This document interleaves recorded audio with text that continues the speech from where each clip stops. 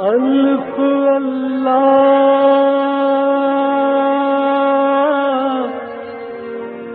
چمبے دی بوٹی میرے من وچ مرشد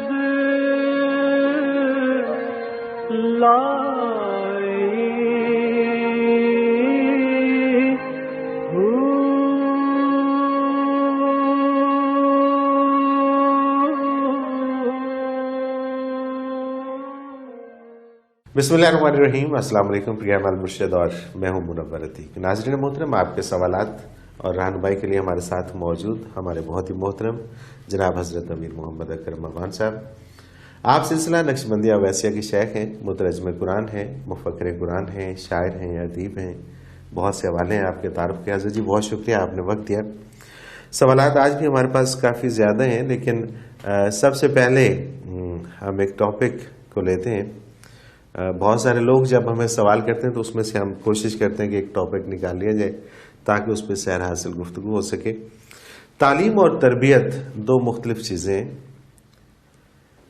یا ایک ہی چیز کے دو مختلف پہلو ہیں؟ یہ ذرا وضاحت فرما دیجیے گا کہ تعلیم اور تربیت الگ الگ ہیں یا ایک ہی چیز کے دو پہلو؟ الحمدللہ رب العالمین والصلاة والسلام علی حبیبہ محمد وآلہ وصحبہ اجمعین. اعوذ باللہ من الشیطان الرجیم. بسم اللہ الرحمن الرحیم. نبی علیہ الصلاۃ والسلام نے اس کے بارے جو ارشاد فرمایا وہ بڑا واضح ہے.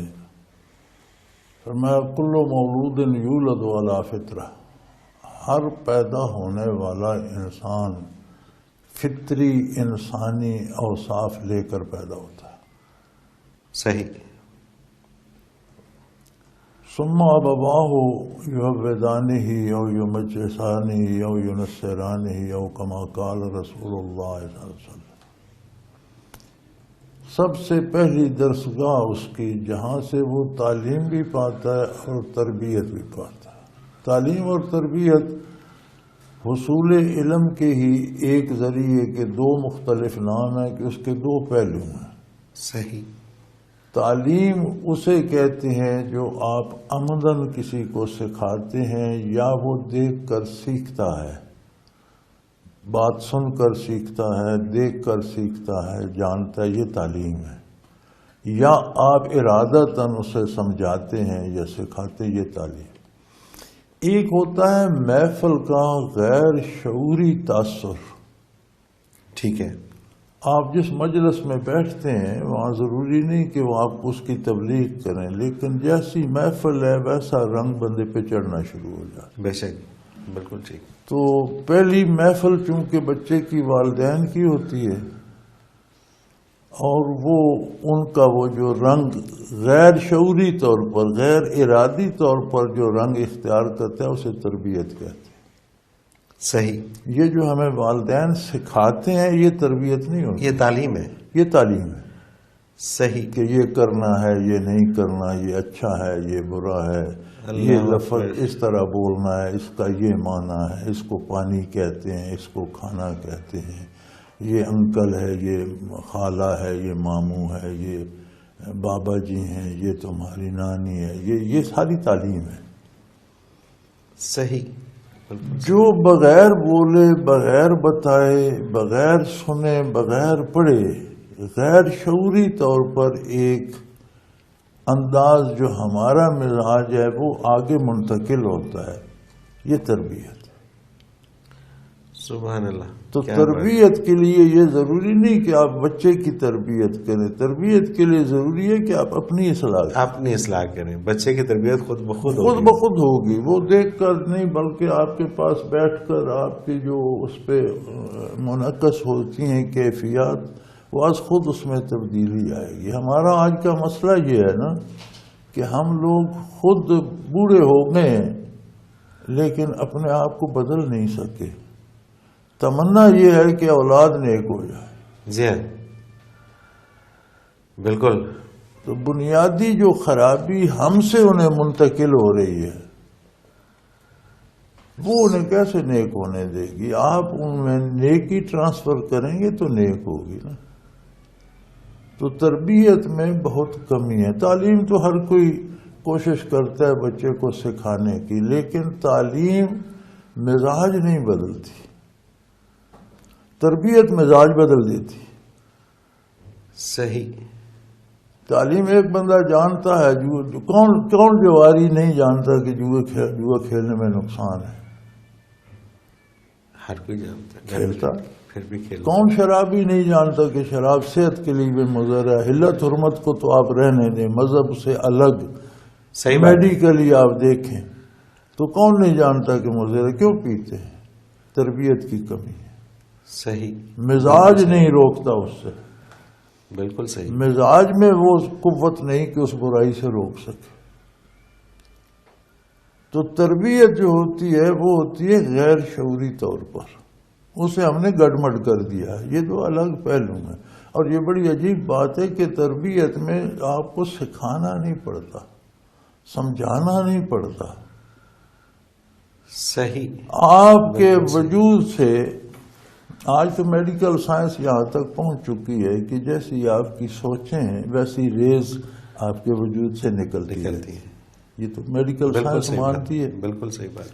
وہ ریز جو بھی آپ سے کم ہوگا اس کو افیکٹ کریں گے، جو بھی زیادہ آپ کے پاس رہے گا زیادہ متاثر ہوگا۔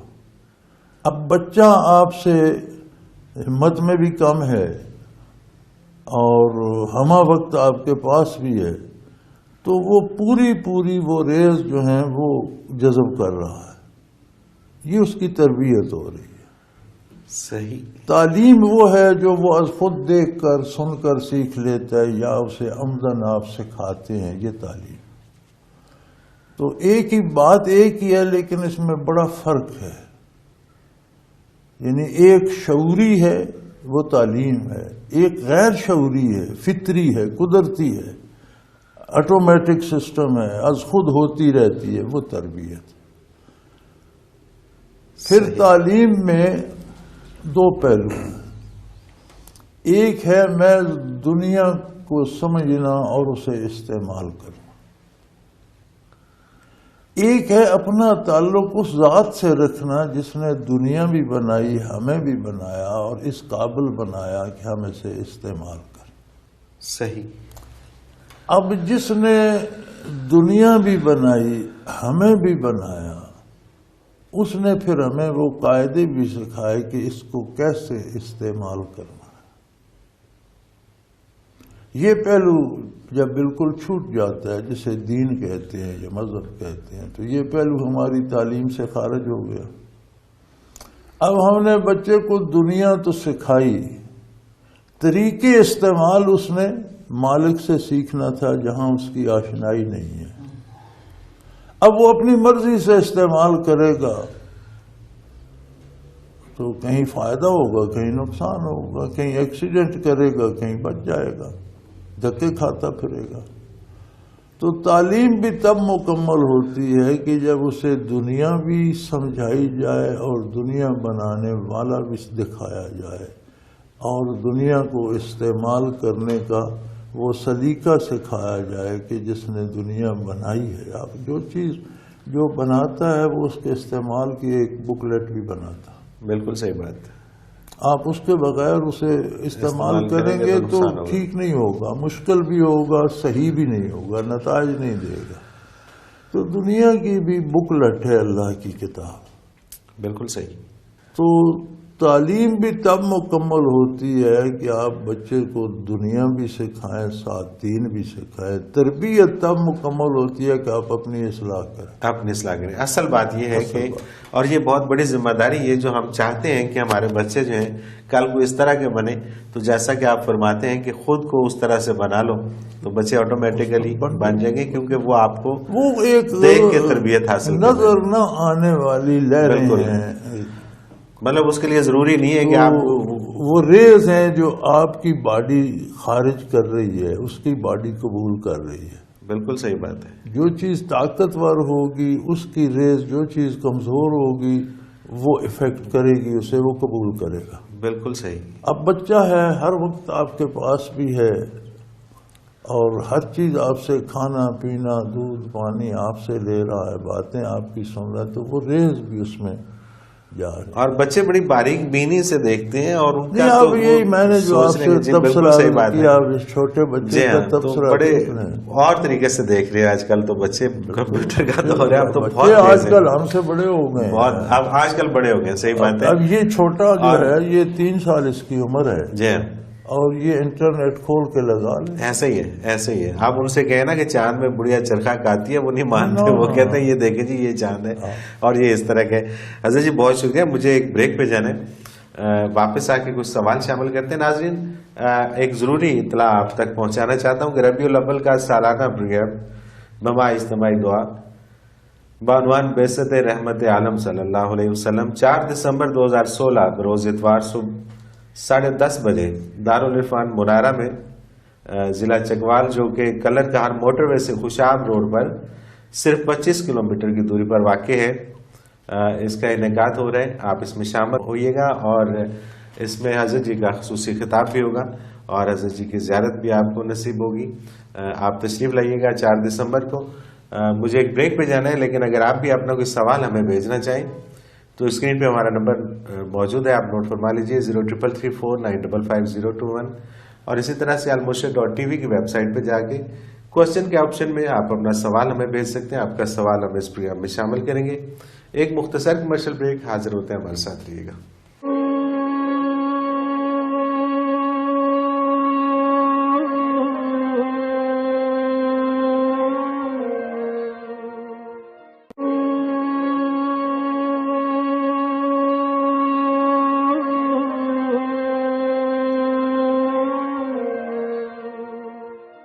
پروگرام میں ایک بار پھر خوش آمدید. ناظرین محترم، آپ کے سوالات اور رہنمائی کے لیے ہمارے ساتھ موجود ہمارے بہت ہی محترم جناب حضرت امیر محمد اکرم اوان صاحب. حضرت جی سوالات کا سلسلہ شروع کرتے ہیں. محمد انیس انصاری، ان کا سوال ہے، یہ کہتے ہیں کہ میں تقریباً 12 سال تبلیغ سے جڑا رہا. علماء سے ملاقات اور ان کی خدمت کے علاوہ مساجد میں ساتھیوں کے ساتھ رہا. سب ساتھی انتہائی محبت سے ملتے تھے، مگر جب سے ذکر شروع کیا ہے وہ ساتھی کچھ ناراض اور متنفر سے ہیں. کیا ذکر کی تبلیغ نہیں، اور کیا فضائل اعمال کے علاوہ کسی کتاب کی تعلیم نہیں ہے؟ رہنمائی فرما دیجیے. بسم اللہ الرحمن الرحیم. ایک پرانی کہاوت ہے کہ 4-5 اندھے تھے تو انہیں کہیں ہاتھی مل گیا، تو انہوں نے پھر ٹٹول کے دیکھنا تھا تو کسی کا ہاتھ ٹانگوں پہ لگا، کسی کا پیٹ پہ، ایک کے ہاتھ میں دم آ گئی، کسی نے دانت پہ ہاتھ رکھا، دوسرے نے سونڈ پہ. تو جس سے پوچھو، جس نے ٹانگ پہ ہاتھ رکھا تھا وہ کہتا ہے ہاتھی ایک ستون سا ہوتا ہے. صحیح، بالکل. جس نے سونڈ پہ وہ کہتے ہیں ہاتھی ایک اژدہا ہوتا ہے. جس کے ہاتھ میں دم آئی وہ کہتا تھا ایک چھوٹی سی پونچھی ہوتی ہے اسے ہاتھی کہتے ہیں. تو ہم نے دین کا یہ حشر کر دیا ہے. اللہ اکبر. تمام ارکان دین ضروری ہیں اور سارے رکن مل کر دین بنتا ہے. ایک بندہ الف بے تے بنیادی قاعدہ بچوں کو پڑھا رہا ہے، وہ بھی تبلیغ کر رہا ہے، دین کا کام کر رہا ہے. صحیح. ایک بندہ بین الاقوامی سطح پہ اس کی بات پہنچے، وہ بھی تبلیغ ہی کر رہا ہے. اپنی اپنی کیپیسٹی ہے، اپنی اپنی استعداد کار ہے. تو یہ اب آپ فوج کو تقسیم کرنے لگ جائیں جی، یہ تو گولی چلاتا ہے، یہ تو خانہ ہے، یہ تو توپ والا کہے جی نہیں جی صرف توپ خانہ فوج ہے. جی. پیدل لڑنے والا سپاہی کہے صرف جی رائفل سے لڑنے والے جو ہے فوج ہے. نہیں جی یہ جو ہسپتال والے ساتھ ہیں یہ تو فوجی نہیں ہے، فوج تو ہم میں جو لڑتے ہیں گولیاں کھاتے ہیں. بالکل ٹھیک. یہ جو کمیونیکیشن والے ہیں یہ نہیں فوجی جی، یہ ٹیلی فون کی تاریں ہی لگاتے رہتے ہیں. یہ جو لانگری روٹی، یار کوئی بھی ان میں سے مس کرے تو آپ لڑ نہیں سکتے. بالکل ٹھیک بات ہے. بالکل یہ سارے مل کے فوج بنتی. ارکان دین، نوافل، مستحبات، سنت، فرائض سارے مل کر دین بنتا. صحیح. تو کسی بھی ایک کام پہ یہ اصرار کرنا اور کہنا کہ یہی دین ہے، پھر ایک اور مصیبت ہے. تبلیغ کے سارے طریقے یہ جو ہم عرض کر رہے ہیں تبلیغ ہے. بالکل بالکل. لیکن یہ کہنا کہ نہیں جی جو ہم کرتے ہیں صرف یہ تبلیغ ہے، باقی کچھ نہیں، تو یہ بدعت بن جاتی ہے. صحیح. یہ صحیح. دین میں ایک بالکل نئی صحیح. ایجاد ہے. اور بدعت اتنی بڑی مصیبت ہے کہ ارشاد پیغمبر صلی اللہ علیہ وسلم ہے کل بدعت ضلالہ، ہر بدعت گمراہی ہے. وہ کل ضلالۃ فی النار، ہر گمراہی دوزخ کی طرف جاتی ہے. او کما قال رسول اللہ اللہ اکبر. صلی اللہ علیہ وسلم. تو میرے بھائی اپنی اپنی ہر بندہ تبلیغ کا، یہ جو ہماری مرجع تبلیغ ہے اس کے لیے قرآن کا معیار کچھ اور ہے. قرآن کا معیار یہ ہے کہ مسلمانوں کی ہر آبادی میں سے کچھ لوگ پورا دین سیکھیں. صحیح. ہر مسلمان دین بھی سمجھتا ہے، دنیا سمجھتا ہے، دنیا کے کاموں میں لگ جاتے ہیں، اچھی بات ہے. لیکن ہر آبادی، ہر گاؤں، ہر قریے، شہر کے ہر محلے سے کچھ بچے ایسے ہوں جنہیں مکمل دین سکھایا جائے، اور جو پھر آ کر اپنے محلے، اپنے گاؤں، اپنے متعلقین میں دین کی تبلیغ کریں. بالکل ٹھیک. یہ قرآن کا بتایا ہوا شرعی قاعدہ ہے. بالکل صحیح. ایک آدمی کو آتا جاتے ہی کچھ نہیں، وہ کہتے ہیں میں بین الاقوامی تبلیغ کر رہا ہوں. بھائی کیا تبلیغ کر رہے ہو تمہیں خود کچھ نہیں آتا؟ خود کچھ نہیں آتا. بالکل صحیح.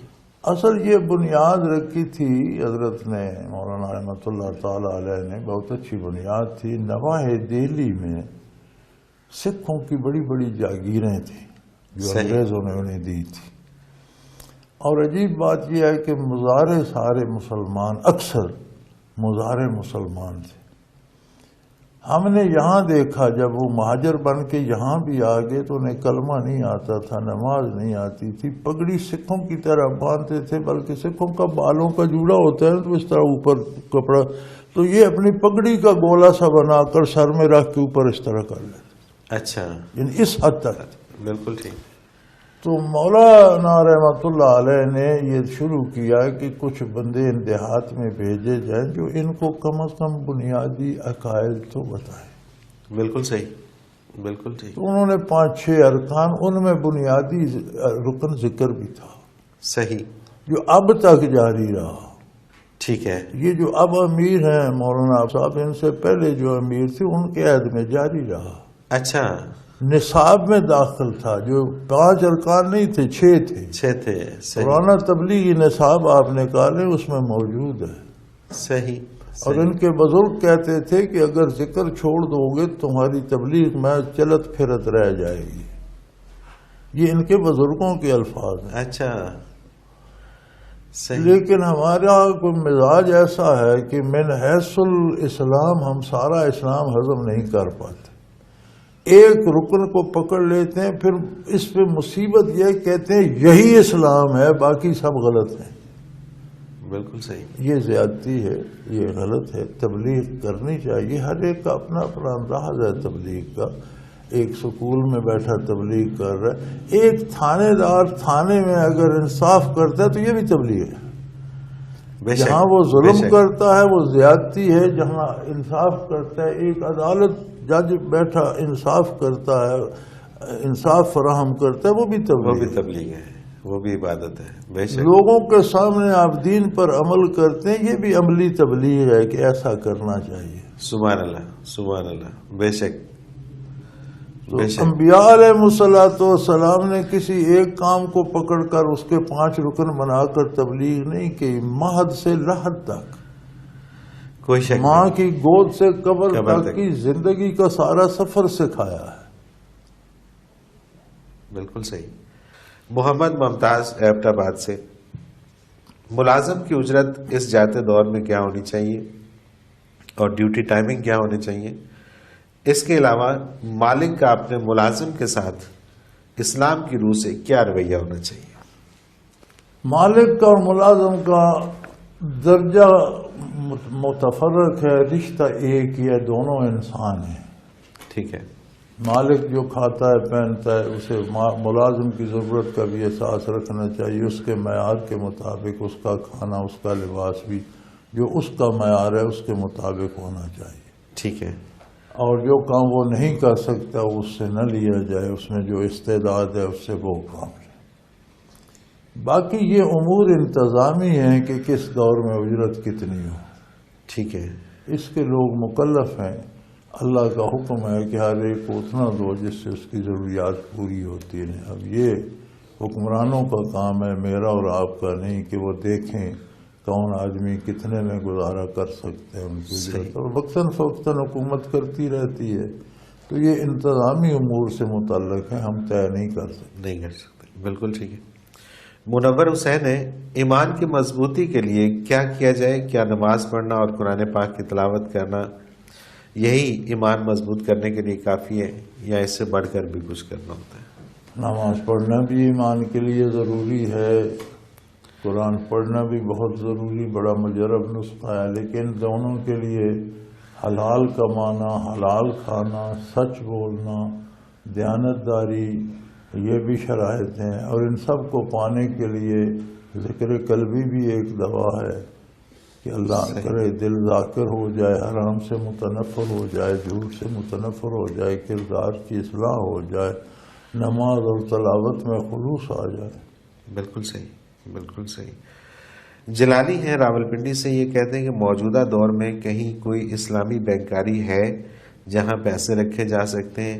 دوسرا یہ کہ اس دور میں ہر علاقے میں جادو ٹونا پھیلا ہوا ہے، اس سے کیسے نجات حاصل کی جا سکتی ہے؟ بھائی مجھے تو اسلامی بینکاری کہیں ملی نہیں، ہم تو انہی بینکوں میں جو پیسہ اللہ دیتا ہے وہ رکھتے ہیں، بغیر سود کے رکھتے ہیں، نہ سود لیتے ہیں نہ دیتے ہیں، اور یہ مجبوری ہے کہ ہم اسے کہاں باندھ کے رکھیں۔ تو مجھے تو نہیں ملی، آپ کو مل جائے تو مجھے بھی بتانا۔ دوسرا جادو ٹونا، وہ کہتے ہیں بہت جادو زیادہ پھیلا ٹونا ہوا ہے۔ فضول سی بات ہے، جادو ٹونا جو ہے اس میں کوئی حقیقت نہیں، شیطانی عملیات ہوتے ہیں، شیطان لوگوں کو کلمات سے کھاتا ہے، جتنا اس سے ممکن ہو چاہتا ہے جیسا یہ کہتے ہیں کر دوں۔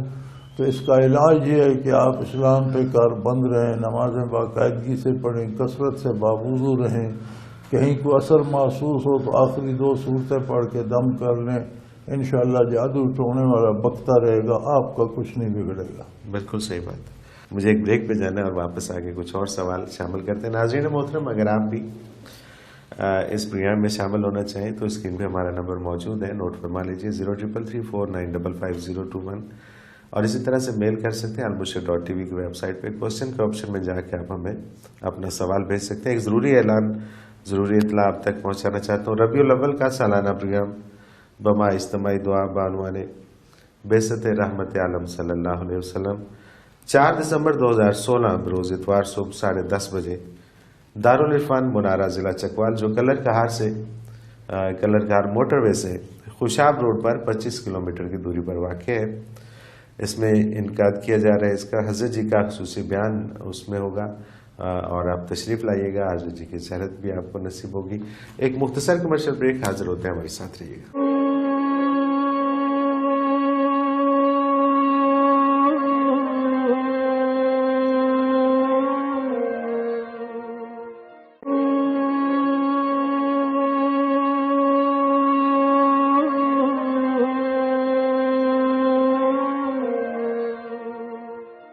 پروگرام میں ایک بار پھر خوش آمدید ناظرین محترم۔ آپ کے سوالات اور رہنمائی کے لیے ہمارے ساتھ موجود ہمارے بہت ہی محترم جناب حضرت امیر محمد اکرم امان صاحب۔ حضرت جی، اگلا سوال سید عارفین خالد ٹورنٹو کینیڈا سے یہ سوال کرتے ہیں کہ جی، ملک علی یار خان صاحب کی کتاب دلائل السلوک میں ایک مقام پر سلوک کو قیوم کا نام دیا گیا ہے، اور اس کا درجہ غوث سے بلند اور کتب ارشاد سے نیچے رکھا گیا ہے، اور یہ بھی کہا گیا ہے کہ قیوم نبی کا نائب ہوتا ہے۔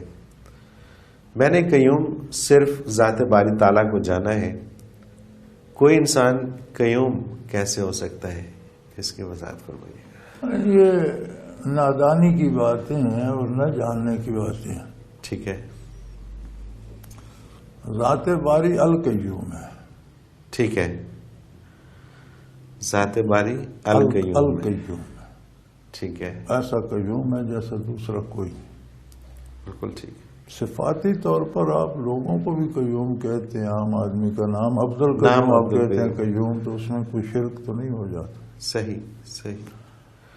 اور یہ انہوں نے جو ترتیب لکھی ہے یہ بھی ان کی سمجھنے میں انہیں غلطی لگی یا لکھنے میں انہیں غلطی لگی. یہ ترتیب اس طرح نہیں ہے. قطب ارشاد غوث کے بھی نیچے ہوتا ہے، قیوم غوث سے 2 درجے اوپر ہوتا ہے، اور کبھی صدیوں میں ہوتا ہے. عموماً غوث تک مقام رہتے ہیں. یہ مناسب ہیں اللہ کے، اور ان کی وجہ کئی دفعہ میں یہاں سوال جواب میں بھی عرض کر چکا ہوں کہ جس طرح نظام شمسی میں مختلف سیاروں ستاروں سے نظام کائنات اللہ نے زمینی نظام منسلک کر دیا ہے، اسی طرح انسانوں میں بعض افراد روشن ستاروں کی مانند ہوتے ہیں جو ماحول کو متاثر کرتے ہیں.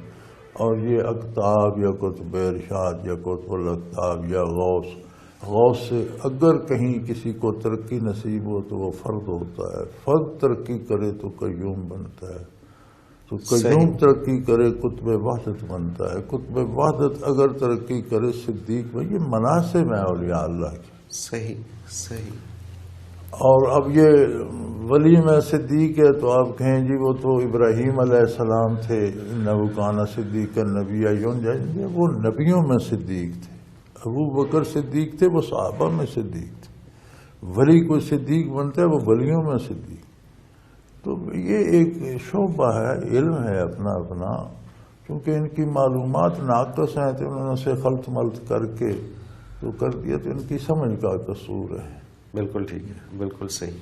اگلا سوال حضرت جی شامل کرتے ہیں. سرمد گوندل ہیں، یہ کہتے ہیں جس طرح ایک باپ بچوں کے بیمار ہونے پر زبردستی دوا پلاتا ہے، دین کی راہ پر بچوں کو لانے کے لیے بھی زبردستی کی جا سکتی زبردستی کی جا سکتی. بالکل ٹھیک ہے. فرمایا 7 سال کی عمر میں بچے کو نماز کا عادی بنائیں. کبھی پڑھے گا نہیں پڑھے گا، 10 سال کی عمر ہو جائے تو نہیں پڑھتا، اسے چھوٹی موٹی سزا دیں، ہلکا سا چانٹا لگائیں، اسے کوئی ڈر پیدا کریں کہ وہ ایسا کرے. بالکل ٹھیک ہے. تو بچہ چونکہ نہیں جانتا تو دنیاوی امور تو ہم اسے زبردستی بھی سکھاتے ہیں، دین کیوں نہیں. اور یہ زبردستی صرف اپنے بچوں یا ان کے دائرہ اختیار میں کرے ہے گا نا، اپنے دائرہ اختیار میں کرے گا نا. اپنے سے اوپر تو فساد ہوگا، فساد ہوگا. بالکل. جہاں اس کی زبردستی حاکمیت چل سکتی ہے ٹھیک ہے، وہاں کرے. اور جن کی بہتری وہ چاہتا ہے کہ یہ ہونی چاہیے. بہتری تو سب کی چاہیے، لیکن جہاں دائرہ اختیار ہے وہاں تک کرے. ٹھیک ہے. کیونکہ ایک پروگرام میں آپ نے فرمایا تھا کہ کسی کو زبردستی بندوق کی نوک پہ جنت میں لے جانا وہ اس سے دوسری چیز ہے. وہ دوسری چیز ہے. نہیں، وہ دوسری چیز ہے قبول اسلام. ٹھیک ہے. آپ کسی سے اسلام زبردستی منوا نہیں سکتے. جس نے اسلام مانا ہوا ہے اس سے تو زبردستی اگر وہ والدین کے قبضے میں تو وہ کرائیں گے، اگر ان کے قبضے سے نکل کر جوان معاشرہ ہو جاتے تو حکمرانوں کی حکومت کی ذمہ داری ہے مسلمانوں سے اسلام پر زبردستی عمل کرائے. یہ حکمرانوں کی ذمہ داری میں شامل. جیسے سعودیہ میں وہ نماز کا وقت ہوتا ہے تو ایک بندہ بازار میں پھر رہا ہوتا ہے سرکاری، الصلاۃ الصلاۃ الصلاۃ، ساری دکانیں بند ہو جاتی ہیں، جاؤ نماز پڑھو. صحیح. بالکل ٹھیک ہے. اگر کوئی نہ جائے سزا ملتی ہے. بالکل ٹھیک ہے. اور جو دائرہ اختیار میں ان کے اوپر جو اسلام قبول کا، جو فوج میں بھرتی ہو جاتا ہے اس سے زبردستی پریڈ نہیں کرائی جائے گی. بالکل کروا. جو نہیں ہوتا اسے تو کوئی نہیں کہے گا. بالکل صحیح. جس نے اسلام قبول کیا اس پر عمل کرایا جائے گا. والدین کے بس میں وہ کرائیں گے، معاشرے کے بس میں وہ کرائے گا، حکومت کے بس میں تو حکومت بھی کرائے گی. اور صاحب اختیار ہی کروائے گا، کسی دوسرے کو دوسرا تو فساد بنتا ہے نا، وہ فساد بن جائے گا. صاحب اختیار ہی کرے. بالکل ٹھیک. رانا مدثر ہے لاہور سے. جس طرح پہلے لطیفہ قلب میں ہم یہ احساس کرتے ہیں کہ لفظ اللہ دل کی گہرائی میں اتر رہا ہے، اسی طرح کیا دوسرے تیسرے چوتھے اور پانچویں لطائف میں بھی مقررہ جگہوں تک گہرائی میں جانے کا احساس کر سکتے ہیں؟ بالکل. یا ان لطائف میں گہرائی میں جانا مناسب؟ وہی طریقہ. بالکل ٹھیک ہے. ایک ہی طریقہ. دوسرا ان کا سوال یہ ہے کہ شیطان نماز کے دوران کم از کم سورہ فاتحہ میں دھیان ادھر ادھر کرنے کی کوشش کرتا ہے. کیا جب یہ احساس ہو جائے کہ دھیان بٹ گیا ہے تو آمین کے بعد دوبارہ سورہ فاتحہ پڑھی جا سکتی ہے تاکہ شیطان تنگ آ کر نہیں، دوبارہ سے 12 کی ضرورت نہیں. اگر آپ اس طرح کریں گے تو سارا دن صورت ہی دہراتے رہیں گے. ٹھیک ہے. نماز کا بہترین طریقہ یہ ہے کہ اگر سالک ہو، دل ذاکر ہو، پھر تو توجہ اللہ از خود ہوتی ہے، انوارات و تجلیات آ رہے ہوتے ہیں، کیفیت بن رہی ہوتی ہے. ٹھیک ہے. نہیں تو کم از کم ترجمہ یاد کر لے اور یہ تو سوچے کہ اللہ کے روبرو کھڑا ہوں، کیا رہا ہوں. بالکل ٹھیک، بالکل صحیح. تو شیطان کی اللہ اس پر لعنت کرے. میں تو سمجھتا ہوں اس کی تو ہمت ہے کہ یہ تو باز نہیں آتا، یہ تو صحیح. اپنا کام کر. ہمیں اسی سے پکڑنا چاہیے کہ یہ اپنا کام نہیں چھوڑ، ہم کیوں چھوڑ دیں. بالکل ٹھیک بات ہے. تو آپ وہ کیفیت پیدا کریں کہ شیطان کو مصیبت پڑی ہوئی ہو. بالکل صحیح. ساری دنیا شیطان سے ڈرتی ہے، مومن سے تو شیطان کو ڈرنا چاہیے. بالکل ٹھیک. وہ ان کا کہنے کا مقصد یہ تھا کہ جب ہم بار بار پڑھیں گے تو شیطان شاید نہیں، بار بار پڑھیں گے تو آپ کو بار بار پہ لگائے رکھے. صحیح. وہم کا علاج وہم کو دور کرنا ہے، یہ نہیں کہ اس پر عمل شروع کر دو تو بڑھتا جائے گا. بالکل ٹھیک ہے. ابو ضیاء ہیں، یہ کہتے ہیں ایک دفعہ روح جسم سے نکل جاتی ہے تو کیا قیامت سے پہلے دوبارہ جسم میں آ سکتی ہے؟ بھئی دیکھیں، روح اور جسم کا تعلق جو ہے یہ اس کی کیفیات اللہ بہتر جانے. ٹھیک ہے. ہمارے تجربے میں جو آتا ہے ظاہراً ہم دیکھتے ہیں کہ بدن سے، شہید کے بدن سے بھی روح کا اتنا تعلق ہوتا ہے کہ اس کے اعضاء سلامت، وجود سلامت، خون تک جاری رہتا. صحیح. بالکل صحیح. ہمارے ڈاکٹر صاحب ہیں، آج بھی آئے ہوئے ہیں، یہ بھی اس وقت کالج میں تھے. مجھے ان کے کلاس فیلو نے بتایا، پھر انہوں نے کہا کہ میں بھی اس کا گواہ ہوں. کہتے ہیں کالج والوں نے ایک میت خریدی کسی غریب کی، لوگ دفن کرنے کی بجائے بیچ بھی دیتے ہیں، جو کمیٹی کے آگے چڑھ گئی ہے کسی کے. تو اسے جب انہوں نے لیبارٹری میں رکھا وہ چیر پھاڑ کے لیے، تو دوسرے نے دیکھا تو سب پہ بڑی فنگس تھی اس کے اوپر آ گئی. ٹھیک ہے. تو ہمارے جو تھے پرنسپل، انہوں نے کہا بھی یہ تو ہاتھ لگانے کے قابل نہیں ہے، اس پہ فنگس آ گئی، اسے دفن کر دی. کچھ 2 سال گزر گئے. صحیح. 2 سال بعد پھر انہوں نے کہا اب تو وہ صرف ہڈیاں رہ گئی ہوں گی یار، تو ہڈیاں تو نکالو نا، وہ ڈھانچہ بنا کر تو اس پر تو جو ہو سکتا ہے وہ کریں. وہ جب قبر کھولی گئی تو اس میں فنگس بھی نہیں تھی اور میت بھی تر و تازہ تھا. سبحان اللہ. ان کا سر وہ تو بالکل صحیح میت تر و تازہ ہے. تو اس نے کہا نہیں یار، وہ جلد رہ گئی ہوگی، گل گیا ہوگا، تو اس پر تیزاب ڈال دو. خاص تیزاب ان کے پاس ہوتا ہے جو میت پہ ڈالتے ہیں تو ایک دم گوشت چھائی بن جاتا ہے، تو ہڈیاں نکل آئیں گی. اس نے کہا جی، انہوں نے اسے رکھ کے ٹیبل پہ اس پہ تیزاب ڈالا، اس پہ کوئی اثر ہی نہیں ہوا. ٹیبل پہ گرا، ٹیبل جلنا شروع ہو گیا. فرش پہ گرا، جھاگ بن گئی. میت پہ کوئی اثر نہیں. ایک دفعہ، 2 دفعہ، 3 دفعہ. پھر پرنسپل سے کہا، اس نے کہا یہ کسی شہید کی میت ہے، اسے عزت سے دفنا دیجیے. بالکل صحیح. بالکل صحیح. یعنی اتنا تعلق اس بدن سے روح کا تھا. ہاں بالکل ٹھیک. 40 برس بعد صحابہ کے اجساد مبارک احد کے میدان سے نکالے گئے تو تر و تازہ تھے. صدیوں بعد نور الدین زنگی نے یہ جالی مبارک روضہ اطہر کے گرد بنوائی. تو روضہ اطہر کی دیوار کھودتے ہوئے ایک کدال کا ذرا سا لگ گیا حضرت فاروق اعظم رضی اللہ عنہ کے پاؤں پر، خون جاری ہو گیا. بالکل صحیح. دنیا یہ باتیں اللہ جانے. یہ قبر میں آپ سے کوئی نہیں پوچھے گا کہ کس کی روح کا تعلق کس سے کیا تھا.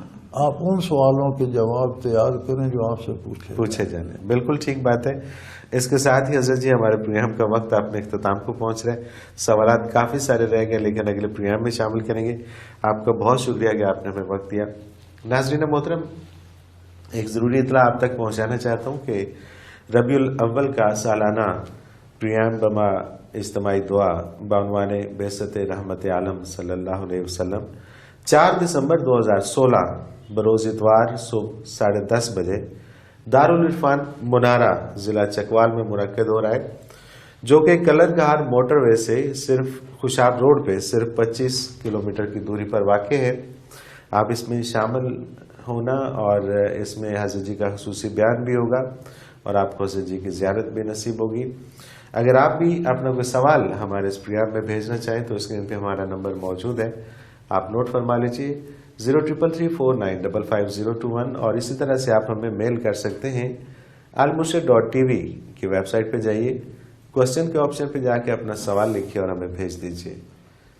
اگلے پروگرام تک کے لیے مجھے اجازت دیجیے، اللہ حافظ۔